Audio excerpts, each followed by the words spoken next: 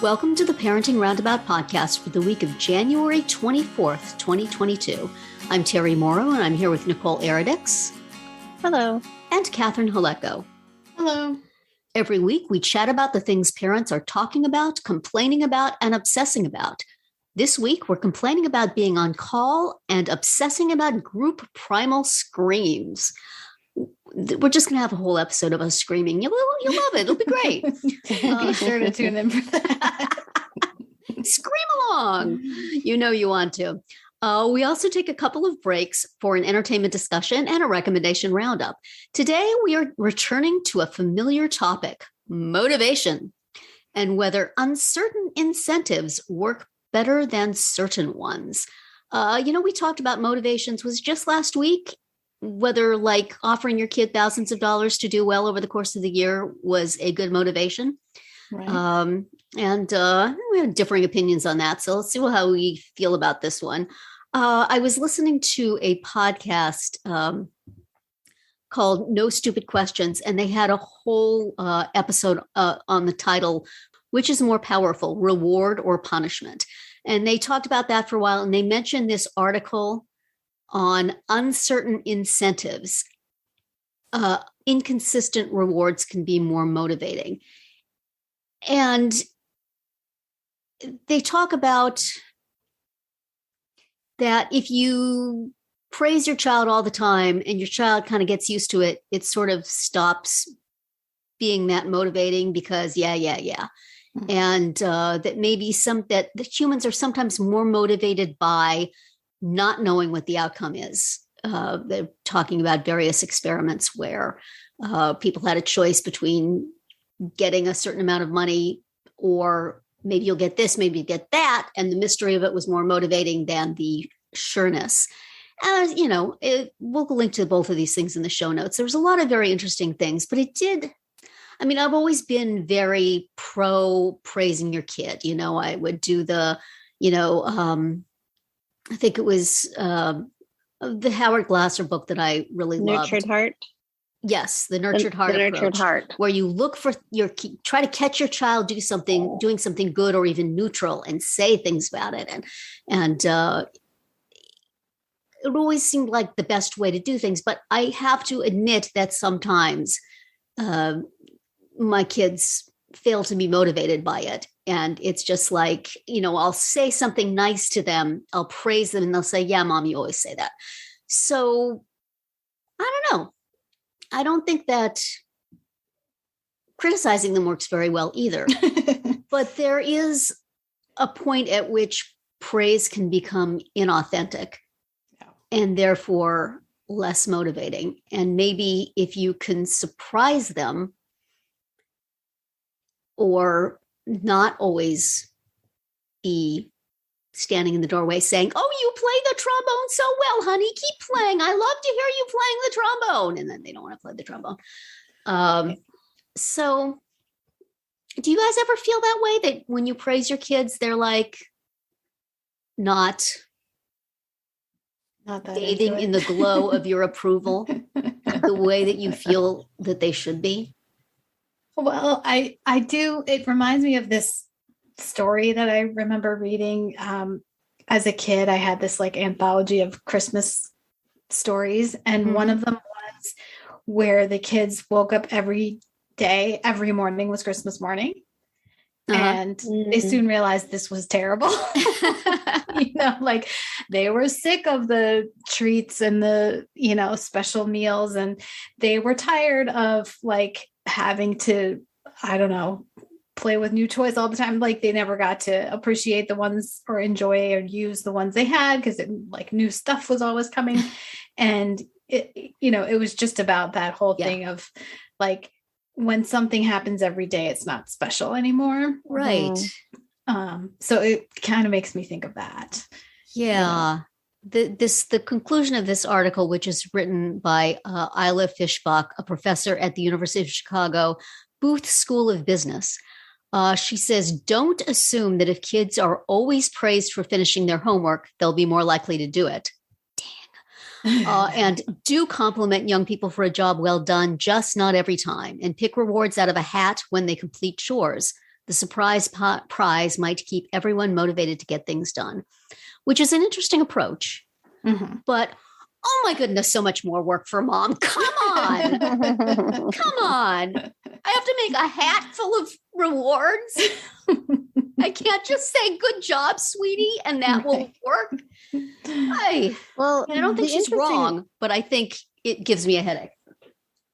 So the interesting thing about all this is that, so I'm just coming from it from a behavior modification point of view, having just completed a course in my master's program. So you do need to start out frequently and in small, predictable chunks of time where you're, positively reinforcing. So you do have to start out very intense and like consistent. Good job, but it has to be specific. You can't say, "Oh, good job." You have to say, "Wow, you finished that thing on time," or whatever it is, right? Yeah. And then you have to do like a gradual release, which is what I think she's getting at. So then you extend the time in between your compliments, right? Or your praise. So then rather than every 5 minutes, you go every 10 minutes. And so then you keep extending that, and then you move into more intermittent, random points of praise. So that is like the final, that is where you want to be in the end. Right. But you have to put in a lot of steps. groundwork. Like it's not just so easy to say, "Oh, intermittent reinforcement is going to work." Like, no, you have to do all of these steps prior to that in order for it to work. You got to get them hooked on that praise and then slowly withdraw it. Right? Yes. And you have to find the praise that's going to work. You got to find the reinforcement that's going to work. That is you can't hard. you have to find out what's going to motivate that kid, right? Or that person. And then you run the risk that the kid's going to go, okay, if I do this, I'll get praise. If I don't, but I really don't. So maybe I'll just stop caring about the praise and I'll just do what I want. Right. Like you have to find what motivates that person to keep them interested. So, it's a whole thing. So behavior modification can tell us what we should be doing, but they can't tell us exactly how to do it. We're on our own for that. We, the uneducated masses. You can motivates them and you'll be fine. Just go, Is there a website with 1,000 ideas that you could just kind of pick? For what motivates a child? For what motivates a child, yes. Yeah. Or there's a great book called Funds of Knowledge. I'm just looking it up here now, which talks about how to figure out what motivates a child. So like we were talking about that text service for parents last week, what we need for a text service for older parents that you could say, son won't do homework, and they will give you 25 ideas. Right.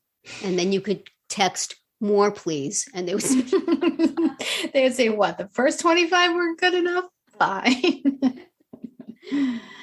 No, I read something that is possibly related about kind of cultivating ambivalence and how people are more, and this wasn't about kids, but feeling like there's plenty of ambivalence in my household. Thank you. But that people are actually more likely to like take on something challenging or just make an effort at something that is a little daunting or scary if they don't know that they're going to succeed. Like if they have in their head, like, okay, it might not work, but I'm going to try. Right. And one thing it recommended was make a list of pros and cons, but make it 2 cons for every pro. Oh. And that could actually be more motivating. Yeah. And I guess it's because like you sort of give yourself permission that it might not work. And then it might actually work. Yeah. So maybe it's one of those set the bar really low. Yeah. Anything beyond that is like amazing. Right. But you also want to keep challenging yourself. It's like, if you're learning an instrument or dancing or something, you don't like say, okay, well, now I can do this thing and I will just do this thing from now on. I will just continue to be at this level and I will never, but you want it to keep being hard because that's satisfying. Well, and it's also like with, say, exercise, like you can't like grow your muscles. You can't get stronger if you just do the exact same thing forever. Sadly. Eventually you have to make it harder. Right. You have to, or just lift more weight entirely and just go back to it. This is what I fear with the kids. It's like you make it more challenging and they go, you know what? There's something good on TV. So I'm good now. Thanks for the input, Mom. I'd rather go watch Dr. Phil. So, it's hard. Yeah. Well, as we summed up, it's the same summation we had from our last conversation on motivation. Like, this is hard. Who motivates Mom? Okay. Are our kids learning how to motivate Mom? Does Mom get praise every now and then? Never. It's certainly unpredictable when we'll get praise. Does that motivate us? Every now and then you live for that time when your kid goes, "You're the best." And it comes like 5 or 6 years apart, but still, it could happen again. One of my son's teachers did a thing right before Christmas where she asked, she had like a hot chocolate party for the kids. And she asked all the parents to send in a mug, like a wrapped gift of a mug. And I got this like very enthusiastic text. Thank you for the mug. So excited and happy. And then like a hot chocolate bomb. The teacher got those bombs for everyone. And so I got video of the bomb going into the cup. Wow. And it was very cute. And it was like a mug that I bought for $5 at Target, like. Oh man, when something hits like that, it feels so good. Like, I got this Mom thing. Look at me. And then, you wait. And then the next time you give him a mug and he says, what the heck am I going to do with this? I don't use it. I don't need a mug. Right. You never know. You never know. So, well, we'll keep trying and we'll offer you this podcast every single day. Yes. You don't have to doubt that it's coming. It's coming every day. But that's it for today's round 1. Tune in tomorrow for our entertainment themed round 2 and later in the week to find out what we're complaining about, obsessing about, and recommending right now. We're always interested in what you have to say. So drop us a comment on our website, our Facebook page, or Twitter, where you'll find us at Roundabout Chat.